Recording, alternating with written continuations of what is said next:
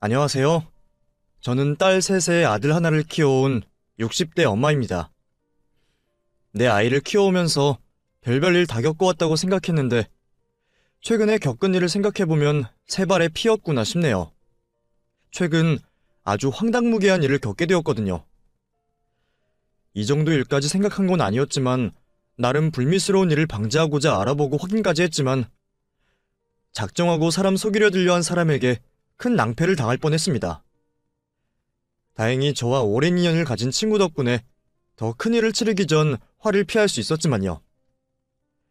그 친구 덕분에 이렇게 안도의 한숨을 쉬며 사연을 보낼 수 있게 된 것 같습니다. 그럼 저와 우리 가족, 그리고 아들에게 생겼던 일을 말해보도록 할게요. 전 지방 소도시에서 나고 자랐습니다. 지금이야 제 고향을 도시라고 말할 수 있지만 그 시절 그때는 그냥 촌이었어요. 그러다 보니 지금으로서는 상상할 수 없는 방식으로 남편과 부부의 연을 맺게 되었죠. 아들을 잘 낳을 거라는 이유만으로 3대 독자였던 남편과 얼굴 몇 번 보지 못하고 결혼을 하게 되었습니다. 제가 아들을 잘 낳을 거라고 예상했던 건 그만한 이유가 있어서였죠. 먼저 시집을 간 두 언니가 아들만 여럿 낳고 잘 살고 있었거든요. 지금 생각하면 얼토당토 않는 이유로 결혼을 하게 되었지만 저는 그 결혼이 싫지 않았습니다. 남편과는 결혼 전 몇 번 보지 않았지만 저에게 잘해주는 남편의 자상한 모습을 보며 사랑이라고 생각했어요. 그렇게 3대 독자라는 이유만으로도 고된 시집살이가 예상되었지만 그 시절 우리 촌동네 사람들이 그러하듯 부모님이 정해주시는 대로 남편과 결혼 생활을 하게 되었고 시부모님과 남편을 따라 상경을 하게 되었죠. 시부모님이 원하시는 건 오로지 대를 이어줄 아들을 낳아주는 거였고 그 바람에 저는 자신이 있었습니다. 앞서 언니들이 아들만 낳았으니까요. 그런데 아들은커녕 임신도 잘 되지 않았죠. 지금은 불임과 자식 성별에 대한 책임이 남자에게도 있다고 다들 알고 있지만 그 당시 그에 관련된 책임은 모두 여자가 지어야 했어요. 다행히 시부모님께서 인내심을 가지고 기다려주셨지만 그래도 제 입장에서는 매일 가시방석에 앉아있는 것 같았죠. 다행히 결혼하고 2년이 넘기 전 아이를 가질 수 있었고 시부모님의 보살핌을 받으며 무사히 출산을 할 수 있었습니다. 그런데 나온 아이가 딸이었어요. 저야 딸아이를 낳고 온 세상이 아름다워 보일 정도로 좋았지만 시댁에서 저를 보는 눈빛은 싸늘하게 변했습니다. 이후 2번의 임신을 더하게 되었지만 2번 모두 다 딸들이었죠. 둘째 딸을 낳은 이후로는 시댁에서 대역죄인이 되었고 괜히 시집을 와 박씨 집안 대를 끊는다며 저를 미워하시기 시작하셨어요. 시부모님 눈치를 보며 조심히 생활하는데도 불구하고 항상 저를 향해 욕들이 날라왔습니다. 다 제 잘못이라고 생각했고 시부모님과 남편에게 미안하기만 했죠. 딸들도 시부모님께 이유 없는 미움을 받게 되면서 꼭 아들을 가져야겠다는 마음을 품었습니다.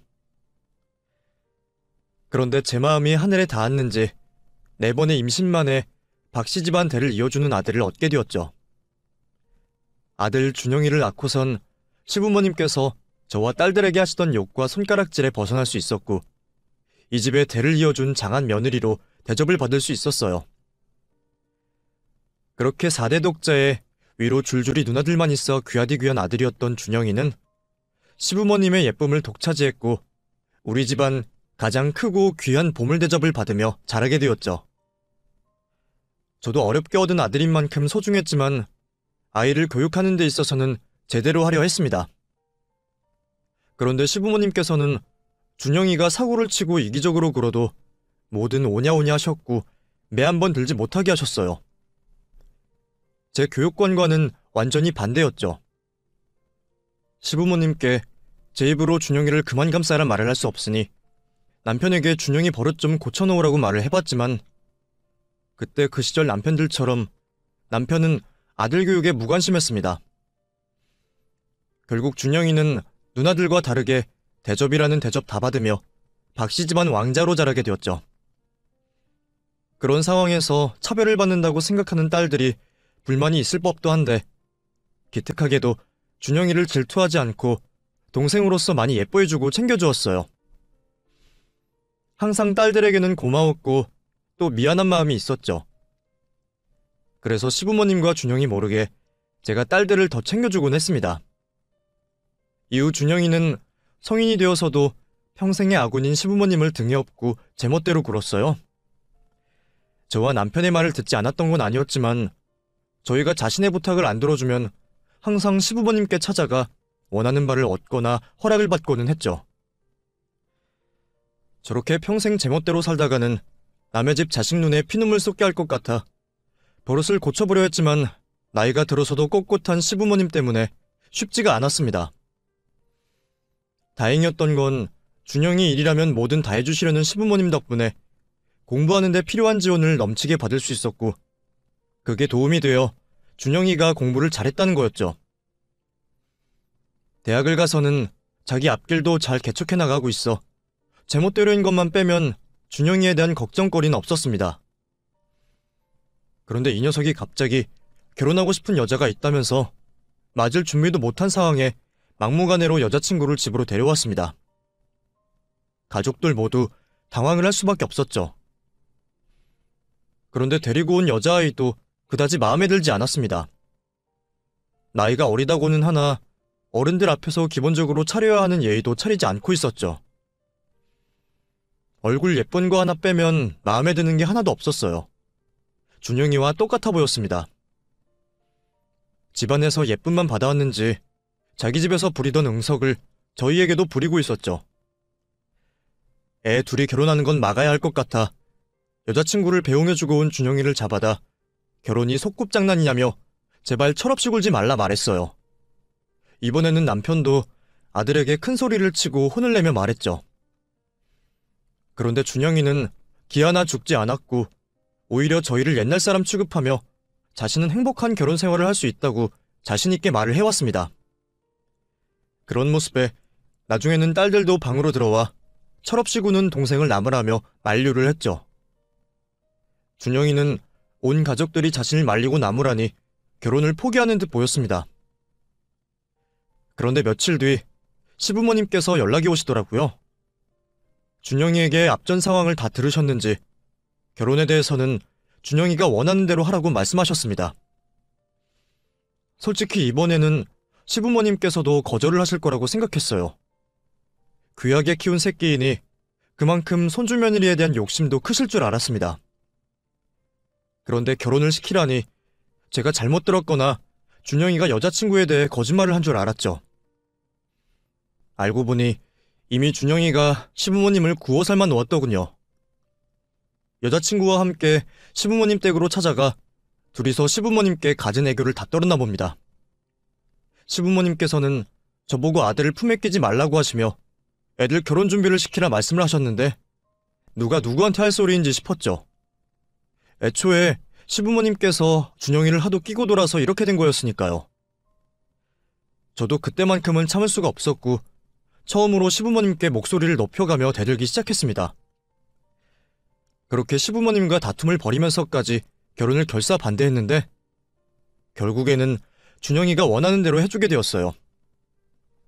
결혼 아니면 죽겠다고 난리를 치는 아들에게 두 손 두 발 다 들게 된 거죠.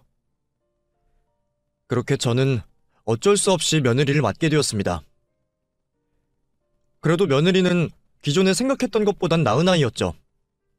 버릇이 없고 생각이 조금 짧고 아들 준영이처럼 제멋대로이긴 했지만 그래도 하는 행동에 악의가 없었고 착하기는 했어요. 부족하고 마음에 들지 않은 며느리였지만 최대한 잘해주려고 했습니다. 제가 고된 시집살이를 하며 살아왔다 보니 그런 행동들이 너무 싫더라고요. 시부모님께서 정정하시니 제사나 집안 행사가 있을 때 며느리를 부리긴 했지만 그 외에는 편하게 행동할 수 있게 놔두었습니다. 저에게 호강시켜줄 필요도 없었고 오로지 두 사람이 잘 살기만 바랬어요. 솔직히 아직 애기들 같은 두 사람의 결혼 생활이 못 믿었고 걱정된 것도 있었고요. 제 배려 때문인지 모르겠지만 다행히 자기들끼리는 행복하게 잘 사는 듯 보였습니다. 손주도 저희에게 안겨주는 걸 보니 이제 자신들도 부모로서 책임감을 가지고 좀 어른스러워지겠다 싶었죠. 여전히 가족들에게는 못했지만 자기들끼리는 잘 살고 있을 거라 생각했어요. 그런데 어느 날부터인가 명절날에도 아들과 손주만 찾아오더라고요. 며느리는 몸이 너무 좋지 않아 집에 있다고 했죠. 찾아오진 않았지만 직접 전화를 걸어 죄송하다는 말을 전했던 아이였는데 어느 시점 이후로는 전화도 오지 않았습니다. 아들과 며느리 사이에 문제가 있다는 걸 눈치챘지만 나서서 물어보진 않았어요. 안 좋다는 말 아들 입에서 듣기 싫었고 자식까지 있는 마당에 두 사람이 잘 해결할 거라고 생각하고 있었죠. 그러던 사이 시부모님께서 한날 1시에 돌아가시게 되었는데 며느리가 장례식장에 찾아오지 않았습니다. 그때 저도 예감을 하게 되었죠. 얼마 안 있어 준영이가 찾아와 며느리와 이혼을 하게 되었다며 통보를 해왔습니다. 며느리가 외도를 하다 준영이에게 걸렸다고 했죠. 그래도 이혼을 고민하고 있다면 부모랑 상의 한 번은 할 줄 알았는데 자식까지 있는 것들이 이렇게 쉽게 갈라서는 게 제 입장에서는 이해가 되지 않았어요. 그러면서 아들은 애를 봐줄 곳이 없다며 저희 부부에게 봐달라고 말을 했죠. 자식만 아니면 당장 밖으로 쫓아내보냈을 텐데 미우나 고우나 그놈의 자식이다 보니 부탁을 들어주게 되었습니다. 그리고 손주는 무슨 잘못이 있겠어요. 다 부모 잘못 만난 탓이지. 그렇게 저와 남편이 손주를 돌보게 되었죠. 마냥 철없이 굴던 준영이도 자신이 홀로 책임을 져야 하는 자식이 생기고 이혼까지 하고 나니 제법 정신을 차린 듯한 모습을 보였습니다. 한순간에 어른스러워진 아들은 자신의 이혼 때문에 마음고생한 우리 부부와 누나들까지 챙겨주었죠. 그렇게 지내던 도중 남편이 몹쓸 병에 걸려 세상을 먼저 떠나게 되었어요.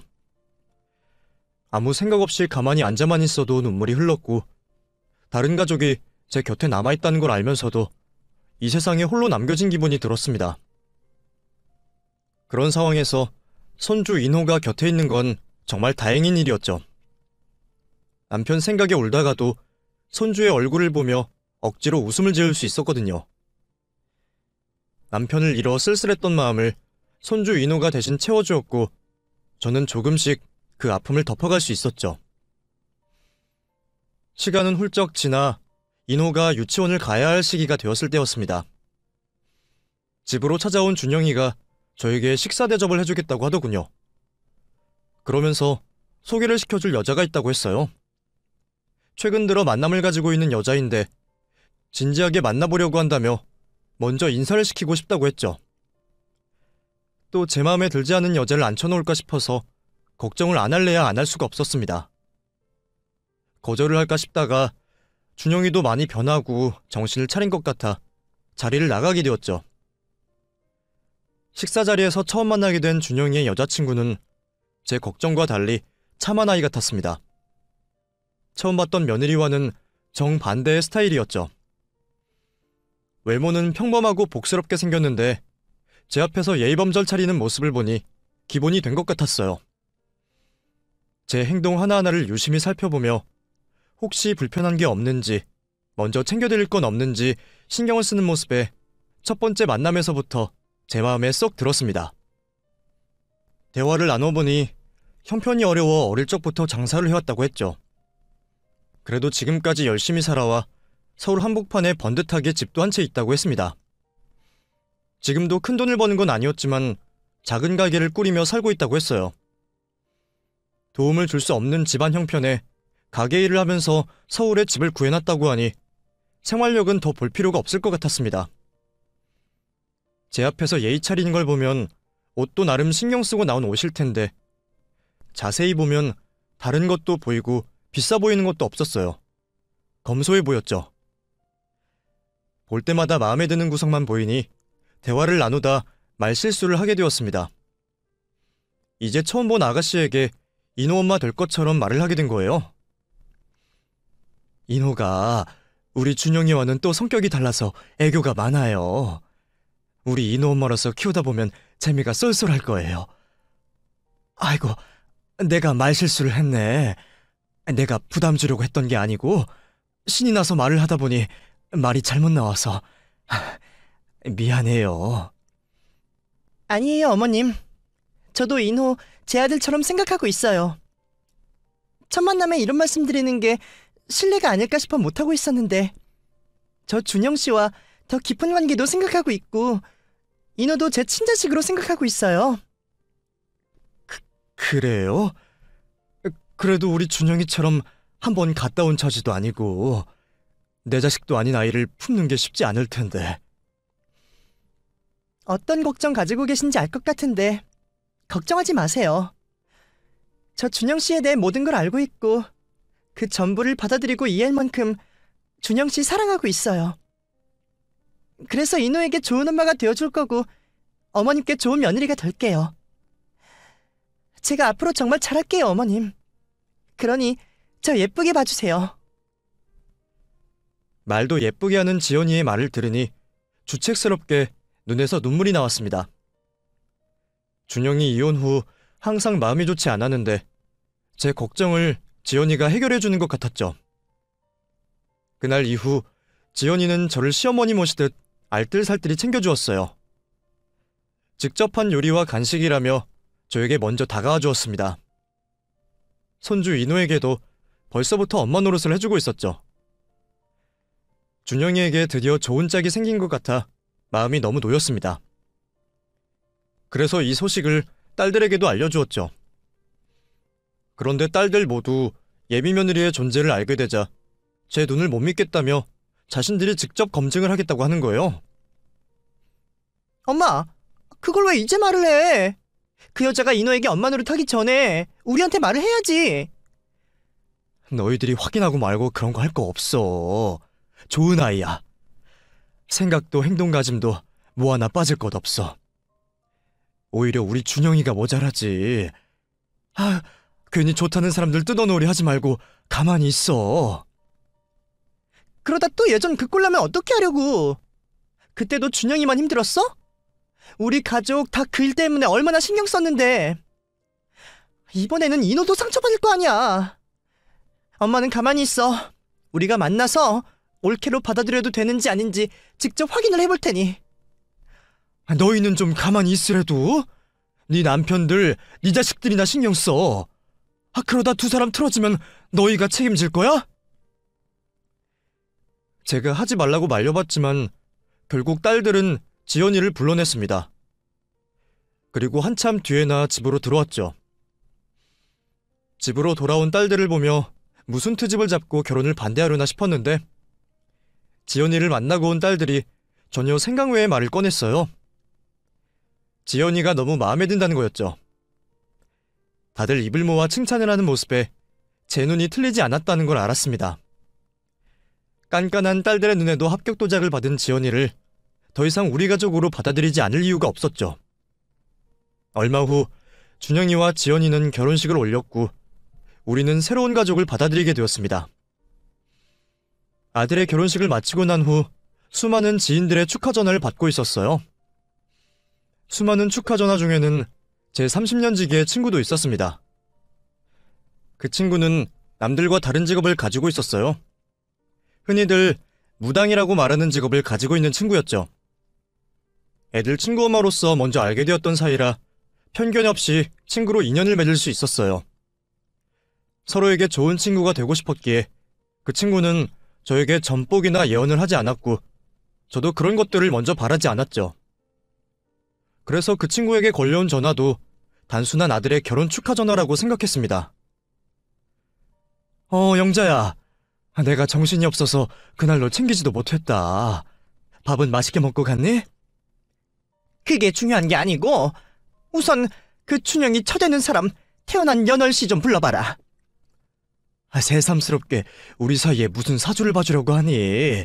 됐어. 괜히 그런 걸로 우리 사이만 나빠지겠다. 그냥 좀 부르라면 불러봐. 원래 짜증 한번 내지 않던 친구였는데 전화를 받자마자 고압적인 태도로 나왔습니다. 얼떨결에 친구가 불러달라는 며느리의 출생연도와 생일을 말해주게 되었죠. 어떻게 너랑 춘영이는 별 문제 없니? 우리야 무슨 일이 있을 게 뭐가 있어. 나야 마지막 남은 짐 하나 떠나보내서 마음 편하지. 준영이도 어제 결혼했는데 무슨 일이 있겠어? 신혼여행 재미있게 즐기고 있겠지. 그런데 갑자기 우리 며느리 사주는 왜 보는데? 무슨 일 있니? 너, 내가 웬만해서는 너한테 무당질 안 하려는 거 알지? 근데 이번만큼은 도저히 안 되겠다.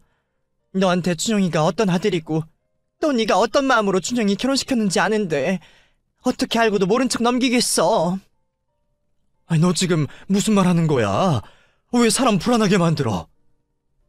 내가 네 아들 결혼식 날 준영이 철하는 여자 얼굴을 보자마자 꺼림직한 기분이 들더라고. 그런데 그 불길한 기운이 시간이 지나도 가시질 않는 거야. 그래서 돌아와가지고 신점을 봤지. 근데 우리 장군님께서 계속 안 된다고 하시는 거야. 그냥 무조건 말리셔. 그래서 내가 사주로 확인해보려 했지. 준영이 저 사주를 모르니까 내가 알고 있는 너랑 준영이 사주를 봤는데 애기 껴있어. 너희 두 사람이 비슷한 시기에 아주 큰 게. 그래서 내가 방금 준영이 저 생년월일로 사주를 본 거야. 근데 확실해. 네 며느리가 네 아들은 물론이고 너도 불태우는 사주라고. 바로 어제 결혼을 한 애들 보고 악담을 할 게 따로 있지 너무 심하다 싶었습니다. 사주나 신점을 믿지 않는 저로서는 친구가 해주는 말이 깽판을 치는 걸로밖에 느껴지지 않았어요. 솔직히 무당인 친구와 지금까지 가까운 사이로 지내올 수 있었던 건 서로를 존중하고 배려했기 때문입니다. 저 개인적으로 무속신앙을 믿지 않으면서도 친구에게 단 한 번도 그 분야에 대해 깎아내린 적이 없었고 친구 또한 저에게 선을 넘어 간섭을 하지 않았으니 지켜올 수 있었던 관계였죠. 그러다 보니 그때 친구가 저에게 한 말이 좋게 들릴 수가 없었습니다. 저도 솔직한 제 감정을 그대로 말하게 되었죠. 영자야, 너 지금 무슨 소리 하는 거니? 누가 누굴 불태운다고 하는 거야? 너, 네 직업이 사람들한테 그런 말 하는 거라고 하지만 나한테까지 그런 막말하고 불안감 조성하면 안 되지. 이 세상 모든 일이 네가 전본대로 되는 거니? 그건 아닐 거 아니야. 나 종교가 없지만 그렇다고 무속신앙까지 믿고 그러진 않아. 너도 알잖아. 그리고 내 눈으로 우리 며느리 어떤 아이인지 확인해봤어.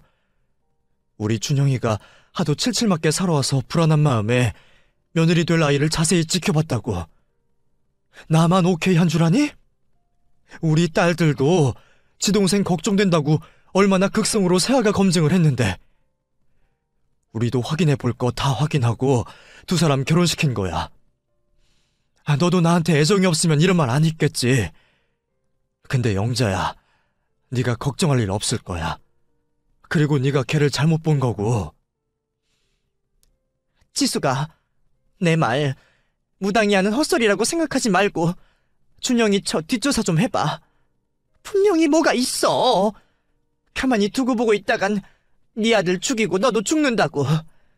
몇 번이고 신점을 보고 사주를 봐도 네 며느리 이 집에 득될 거 하나 없어. 빨리 갈라놔. 영자야, 내가 그만하라고 했지? 너 정말 못됐다. 친구 아들 늦게나마 세상가 가면 축하를 해줘야지. 어떻게 사람 죽는다는 악담까지 하니? 그만하자. 나도 너랑 통화할 기분이 아니다. 우리 시간 좀 지나서 나중에 통화하자. 아무리 친구라고 하지만 선을 넘어도 한참을 넘은 듯 했습니다. 저도 친구에게 화를 내며 그 전화를 끊게 되었죠. 그리고 그 친구와는 꽤나 길게 연락을 하지 않겠다고 다짐을 했습니다. 그 정도로 기분이 좋지 않았어요. 그런데 친구가 한 말 때문인지 며칠이 지나도록 머릿속에서 불안한 생각이 떠나질 않았습니다.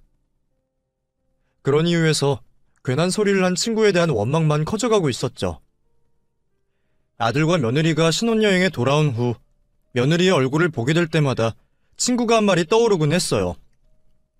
이러다가는 제가 정신병이 걸릴 것만 같았죠. 며느리에게 직접 물어볼 수는 없으니 제가 아들 며느리 몰래 아들네에게 의심할 만한 건 없는지 직접 확인을 해보려고 했어요. 내 눈으로 확인해서 문제될 게 없다면 머릿속에 떠도는 불안한 생각을 잠재울 수 있을 것 같았습니다. 그래서 아들네에 가게 되었던 날, 구경을 하는 척하며 의심 갈 만한 건 없는지 확인을 해보게 되었죠. 혹시 몰라 화장실 가는 척하며 며느리 휴대폰을 몰래 가져가 확인도 해봤어요. 하지만 역시나 의심이 갈 만한 것은 하나도 없었습니다. 오히려 며느리가 우리 가족을 얼마나 생각하는지 알 수 있는 내용들만 있었죠. 메모로 기록한 우리 가족 생일과 좋아하는 것들을 보니 제가 죄를 지었구나 싶더라고요. 며느리에게 솔직하게 털어놓고 조금이라도 의심했던 점을 용서받고 싶었지만 차마 그렇게 하지는 못하고 그 대신에 며느리에게 잘해주는 걸로 그 마음을 대신 표현하게 되었죠. 이제는 다 된 거라 생각하고 마음 편히 지내고 있었는데 친구가 지독하게도 연락을 해왔습니다. 계속 받지 않다가 사과라도 하는 건가 싶어서 받았는데 이번에도 또 아들과 며느리를 갈라놓으라는 악담을 했어요. 친구에게 화를 내고 끊었지만 이후에도 친구는 여러 차례 전화를 걸어왔고 항상 똑같은 말만 반복했죠. 확인까지 했다는 말에도 무조건 두 사람을 갈라놓으라는 말에 조금씩 불안해지기 시작했습니다. 영자가 그런 친구가 아닌데 왜 이렇게까지 하는 건가 싶었어요. 생각해보면 준영이가 며느리와 헤어진다고 해도 영자 자신에게 득이 될 게 없었습니다. 질투심이라고 할 수도 없는 게 영자 아들네는 저희 준영이보다 더 행복하게 잘 살고 있었거든요. 초지일관 위험한 며느리라고 말하는 그 이유를 알고 싶었습니다. 혹시 준영이와 사주가 맞지 않다면 영자가 해결해 줄 수 있나 싶었죠.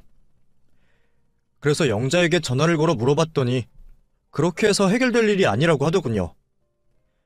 며느리가 살아온 길을 보면 자신이 한 말이 무엇인지 알게 될 거라고 했어요.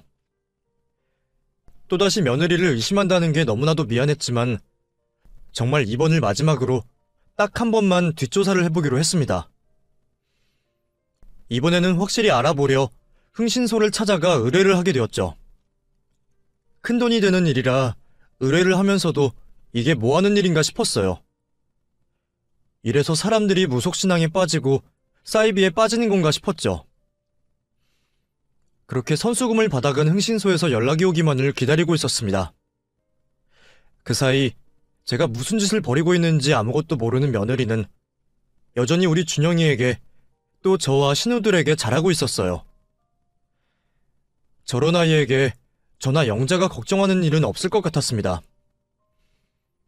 큰돈이 들어가고 며느리를 의심하게 되었지만 제발 흥신소에서 이상한 점 하나 발견하지 못했다며 그냥 평범하게 살아온 며느리의 삶을 말해주길 바랬죠. 이후 의뢰를 한 지도 한참이 지났고 집안에 잘하고 있는 며느리를 보며 제가 한 일에 대해 후회하고 있을 무렵 흥신소에서 며느리에 대한 조사가 끝이 났다며 연락을 해왔습니다. 그렇게 흥신소에 찾아가게 되었고 앉은 자리에서 며느리의 충격적인 실체를 듣게 되었죠. 우선 처녀라고 했던 며느리는 이미 결혼을 2번이나 갔다 온 아이였습니다. 거기다 평생 작은 가게를 이어오며 소박하게 살았던 게 아니었죠. 술집 여자 출신이라고 했어요. 저에게 말했던 것과 달리 고등학교도 집안 형편 때문에 상고를 간 게 아니었고 흔히 말하는 노는 아이라 상고로 진학했다고 했죠. 그 동네에서 알아주는 날라리였다고 했습니다. 흥신소 직원들도 며느리가 정확히 어떤 이유에서 술집을 가게 되었는지 알아내지 못했다고 했지만 그 뒤에 듣게 된 며느리의 이야기로 대충 돈 때문이라는 이유를 짐작을 할 수 있었어요. 술집 접대부로 일을 했던 며느리는 같은 술집에서 일하던 남자와 일찍이 결혼을 했다고 합니다. 하지만 얼마 가지 못해서 이혼을 하게 되었다고 했어요. 이혼한 남자에게 듣기로는 며느리가 견디지를 못했다고 합니다. 남자는 며느리가 술집 일을 그만두고 정상적인 생활을 하기 바랬고 며느리도 처음에는 남자의 말을 따랐다고 했죠. 그런데 하루에 팁으로만 100만 원 이상 받던 여자에게 육체적인 노동까지 해가며 한 달에 100만 원 조금 넘게 벌라고 하면 그게 될까요? 며느리는 결국 몸이 힘들다, 돈이 되지 않는다며 남자에게 다시 술집으로 가겠다고 말을 했다고 합니다. 그 일로 다투게 되면서 결국에는 헤어지게 되었다고 하네요. 이게 며느리의 첫 번째 결혼 생활이었습니다. 그 다음 두 번째 남편의 경우 우리 준영이를 만나기 5년 전에 만나게 되었다고 했어요. 이번에는 술집에서 만난 나이 많은 남자였다고 합니다. 며느리의 술집에 단골이던 남자는 매번 며느리를 지명하여 같이 술을 마시다 친해지게 되었고 개인 연락처를 교환하면서 밖에서도 만나게 되었다고 했죠. 며느리는 이제 술집에서 일을 하는 게 질렸는지 돈이 많던 그 남자와 만남을 몇 번 가지지 않고 결혼을 했다고 합니다. 그런데 이번 결혼도 남자가 먼저 학을 떼었다고 하네요. 이번 역시 돈이었죠. 두 번째 남편은 첫 번째 남편과 달리 집안에 재산도 좀 있었고 사업으로 돈도 잘 벌고 있으니 남자가 벌어오는 돈을 그대로 다 썼다고 하네요. 남자도 처음에는 이해를 하고 좋은 말로 돌려 소비를 줄이라고 말했답니다. 하지만 좀처럼 줄어들지 않는 카드값으로 인해 지치게 되었고 며느리와 다툼을 벌였다고 했어요. 며느리와 이혼을 하려고 했지만 오히려 자신의 과거를 남자의 약점으로 잡아 시댁과 주변 지인들에게 알리겠다며 협박을 해왔고 그런 이유로 어쩔 수 없이 멈추고 싶었던 결혼 생활을 끌려가게 되었다고 했죠. 그러다 낭비벽이 심한 여자와는 무슨 일이 있어도 더 이상 살 수 없다고 생각했고 그런 이유에서 며느리에게 위자료를 주겠다며 회유를 하여 겨우 합의 이혼 서류에 도장을 찍을 수 있었다고 했습니다. 두 번째 남편은 흥신소 직원들이 며느리에 대해 찾아왔다고 하자 몇 번이고 대화를 거절했을 정도로 최악의 여자로 기억하고 있었다고 말했어요. 그렇게 두 번째 남편에게 받은 합의금으로 작은 가게를 시작하게 된 거였고 자수성가를 한 것처럼 집을 구해 우리를 속여왔던 거였죠. 흥신소 직원들은 며느리의 부모님도 자신의 딸이 지금까지 무슨 일을 해오고 있었는지 잘 모를 거라고 했습니다. 결혼 또한 첫 번째 남편과 한 결혼은 모르고 있을 거라 말했죠.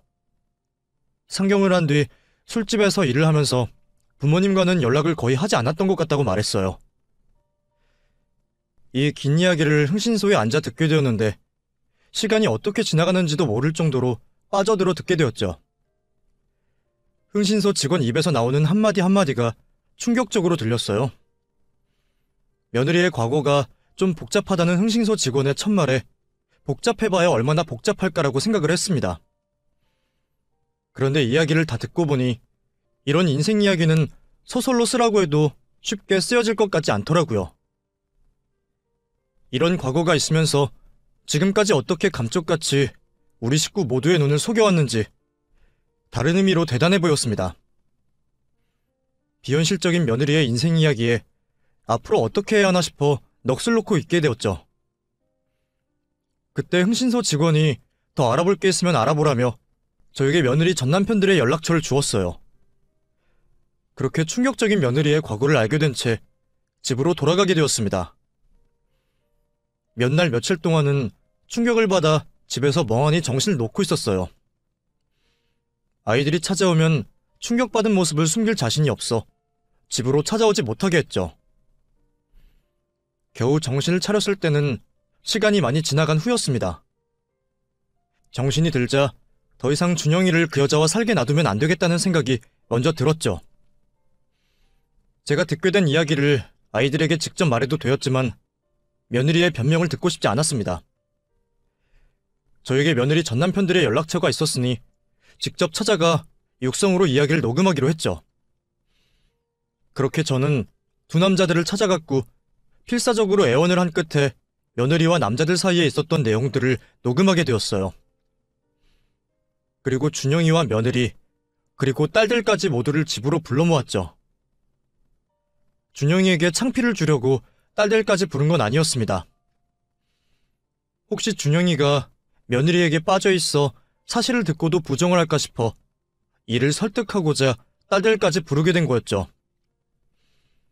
하나둘씩 아이들이 집으로 들어왔고 모두가 모인 자리에서 다른 설명 없이 휴대폰과 연결된 TV를 켰습니다.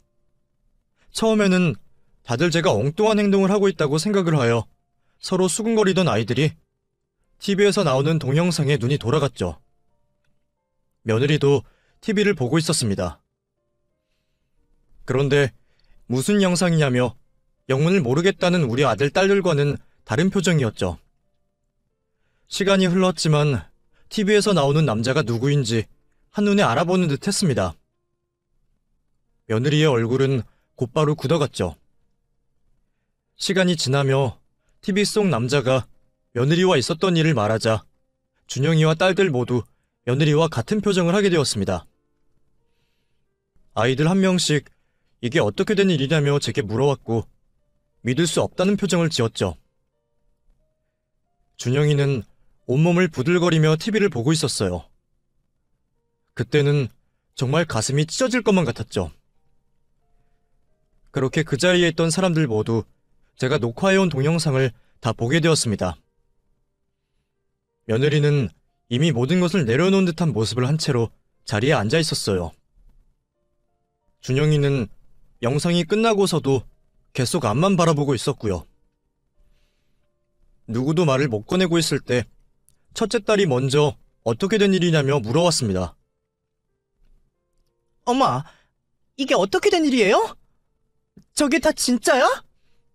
옳게, 무슨 말이라도 해봐. 지금까지 우리 속이고 있던 거야? 그래, 제가 우리를 지금까지 속인 거다. 내가 우연히 듣게 된 말이 있어서 흥신소에 의뢰를 했어. 그러다 저 아이 과거를 다 알게 되었고, 내가 흥신소에서 알게 된 사실을 그냥 말하면 너희가 믿지 않을까봐 직접 이 아이 전 남편들 찾아가서 녹화한 거야. 제 입에서 모든 게 사실이었다는 말이 나오자 딸들은 한 번 더 놀라는 모습을 보였고 일제히 며느리를 째려보았어요. 그러자 며느리가 대성통곡을 하며 잘못을 빌어왔습니다. 어머님, 형님, 죄송해요. 어머님께서 녹화하신 내용 전부 사실 맞아요. 그런데 저도 딴 생각이 있어서 속였던 건 아니에요. 지금 보이시는 반응들처럼 이런 과거 있는 여자를 누가 아내로 받아들이고 며느리로 삼으려고 하겠어요. 저도 이 집안의 아내, 며느리, 그리고 가족이 되려고 거짓말을 하게 된 거예요. 저 이제 과거와는 전혀 다른 사람이에요. 준영 씨 만나게 되면서 새로운 사람으로 태어났다고요. 돈보다 중요한 게 있다는 걸 깨달았고 가족들과 있으면서 느끼게 되는 행복함도 알게 되었어요.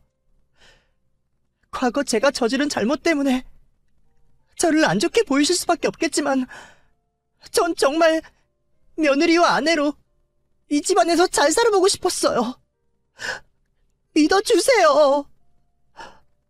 여보, 나 지금 하는 말 진심이야. 나 당신 사랑해. 제발 믿어줘. 사실을 인정하고 잘못을 구한다고 해도 며느리가 가족을 속인 잘못이 용서되는 건 아니었지만 한편으로는 마음이 좋지 않았습니다. 그건 딸들도 마찬가지인 것 같았어요. 잘못된 거를 후회하고 있는 며느리에게 혼을 내고 따져 물어야 할지, 다독이며 그래도 잘못된 행동이었다고 말을 해야 할지 고민을 하고 있었죠. 그때 준영이가 입을 열었어요. 진심이라고?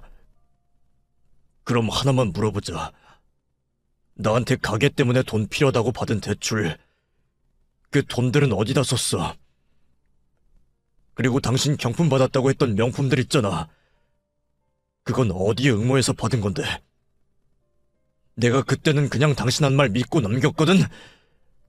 근데 지금 이렇게 당신 과거를 알고 나니까 이상하다는 생각이 드네? 대출은 당신이 아는 것처럼 가게 했었지. 가게 어디에 썼는데?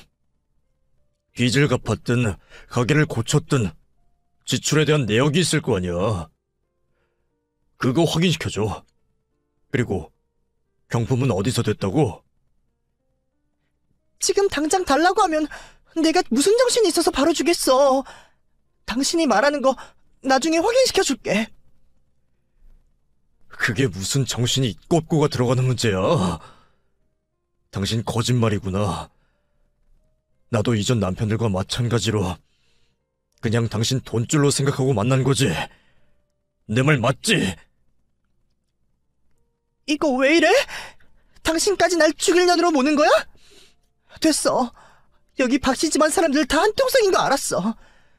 나 먼저 일어날 테니 오늘 일은 나중에 말해. 어머님, 저 나중에 이 사람과 해결 다 되면 제 입장 말씀드릴게요. 아들의 집요한 물음에 며느리는 적반하장의 태도로 자리를 박차고 집을 나서려 했습니다. 그때 현관에 가장 가까이에 있던 둘째 딸이 며느리의 머리채를 잡아챘죠. 인연 봐라. 궁지에 몰렸는데도 잘도 도망가려고 하네? 그래, 이 정도는 돼야 우리 집안 사람들 전부를 속여먹지. 근데 네가 우리 전부를 속일 수는 있을지 몰라도 우리 전부를 힘으로 상대할 수 있겠어? 갈 땐 가더라도 사람 속인 값은 내고 가야지. 그래, 너 어디서 주랭랑을 치려고 해? 겨우 정신 차린 우리 동생 장난감처럼 네 마음대로 주무르니까 좋았어? 너 내 동생이 우리 집에서 얼마나 귀한 아이인지 알아? 너 오늘 우리 집에서 못 걸어나갈지 알아. 너 죽었어? 이후 딸들이 우르르 달려들어 며느리의 머리털을 뽑고 옷을 찢고 쥐어뜯으면서 우리 가족 전부를 기만한 값을 제대로 받아냈죠. 이후 아들은 그 여자와 혼인 취소 소송 끝에 승소를 하게 되었고 가게에 쓰겠다는 명목하에 받아갔던 대출금도 다시 받아올 수 있었습니다. 정말 다행히도 결혼을 하고 얼마 지나지 않아 며느리의 실체를 알게 되어 피해 금액이 거의 없었어요. 물론 아들과 손주 마음속에는 큰 상처가 남았겠지만 말이죠. 그래도 더 큰 마음의 상처와 금전적 피해를 입지 않은 것에 대해 감사하게 생각해야 했습니다. 물론 이 모든 게 제 친구 영자 덕분이었죠. 아들 일을 해결하며 저는 영자에게 찾아가 지난날 제 잘못에 대해 사과를 했습니다. 영자는 제가 한 말이 많이 서운하고 화가 났을 법도 한데 제 사과를 받아주었죠. 덕분에 일이 잘 해결되었다는 말에 영자는 저만큼이나 다행이라며 기뻐해 주었어요. 그런 영자에게 보답과 동시에 복채값을 주는 게 맞는 것 같아 우리 아들과 제 목숨을 구해준 값을 서운치 않게 봉투에 넣어주었죠. 거절하는 영자에게 오히려 제가 더 무당처럼 복채값 주지 않으면 재수 온 붓는다고 말을 했고 영자는 제 마음을 알겠다는 듯이 그 봉투를 받아주었죠. 지금까지도 영자와는 가장 친한 친구로 잘 지내고 있습니다. 아들 준영이는 이번 일로 마음의 상처가 컸는지 더 이상 연애와 결혼은 포기한 채 제가 살고 있는 집으로 손주 인호와 들어와 저를 모시고 살고 있어요. 덕분에 나이 들어도 외롭지 않게 지내고 있네요. 아들이 결혼을 포기 안 했으면 싶으면서도 내심 또 그런 일을 당하게 될까봐 저도 겁이 나서 연애나 결혼을 하라는 말은 하지 못하고 있습니다. 죽을 때까지 강요는 하지 않으려고요. 다른 거 바라는 것 없이 지금처럼 건강하고 별탈 없이만 우리 가족 모두 살았으면 싶네요. 별탈 없이 사는 게 최고인 듯 싶습니다. 그런 의미에서 여러분도 별탈 없이 조용한 하루 보내시길 바랄게요. 그럼 제 글 읽어주셔서 감사합니다.